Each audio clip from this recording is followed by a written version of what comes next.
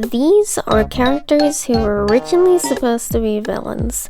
I can honestly understand with Steve Harrington because, I mean, he is kind of a little bit douchey in the actual, like, TV show originally, but he's actually not. They just want you to think that he is. But Saul Goodman? What? Vegeta? Okay, so, I know his name, but I've never really watched, like, Dragon Ball, so, don't hate me, but... I'm gonna look at his hair. It looks like he'd be a villain anyway. The Terminator. Okay. Ah, another one I haven't seen. Oh, Avatar: The Last Airbender. Okay, that makes sense. I really need to get with the times. Oh my god. What the hell? This guy. Game of Thrones. Okay, alright.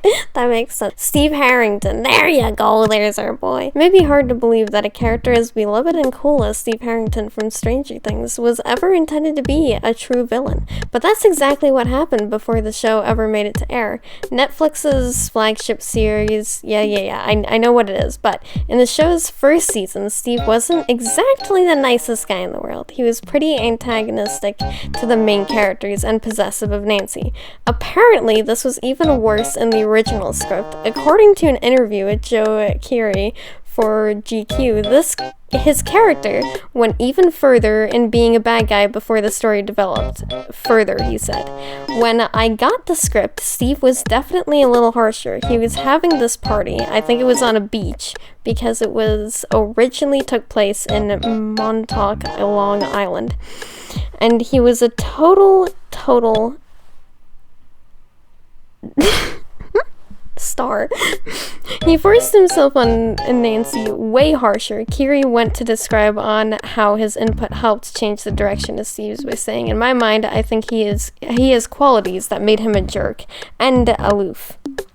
And maybe not the most intelligent guy. But at the end of the day, I think he really does mean well." The Duffer Brothers clearly took this to heart since Steve continued to grow as goofy, well-meaning. Okay, good. Well, Queen Elsa also we have. Yeah. I'm not going to read about her because she doesn't matter as much as Steve Harrington. But Belcher family. Bob's Burgers. I mean, look at this guy. Are you really going to look at him and go, "Oh yeah, that's my friendly neighborhood guy," or "That's my friendly neighborhood girl," or that actually she just looks concerned at her family. But bro, thanks for the thumbnail. Look at you.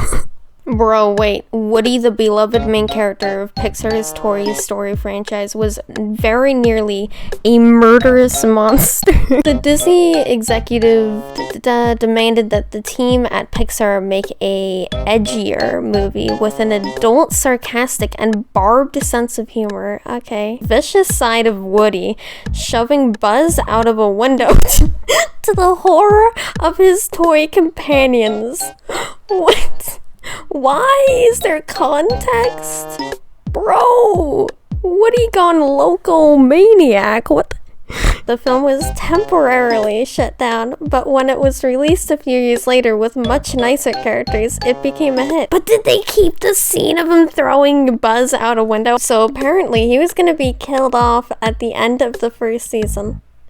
They really do have that a lot, don't they, for, like, characters that are, like, very beloved by fans. In the first season, they always want to kill them off all the time. It's kind of like, I don't know. Oh, okay, so people did like his performance enough that they kept it. Yeah. Okay. That's funny, though. You find that very funny. No. In the end, Pinocchio dies because he's executed. Pinocchio was changed from a character Disney considered too cocky, too much of a wise guy, and too puppet-like to be sympathetic, to a gentle, winsome boy. They were literally just... They were going to publicly execute Pinocchio. This new Pinocchio doesn't, for instance, murder Jiminy Cricket in cold blood, which was something he totally does in the book. He don't know what? Did he throw Jiminy Cricket out a window as well? Is that just like the popular thing? Bro, out the window I bet Woody was like to infinity and beyond, Buzz. Alright, well I think that's all the time that I have for today. This was quite educational and horrifying to find out about, but I'm happy that we know, the more that you know, the more you know. That's it. That's it. You don't get anything out of it, just the more you know. So, I hope you guys are satisfied with the more that you know. And I don't trust the Pinocchio books now. I'm just saying it. I mean, I also don't trust Woody. Like, I feel like freaking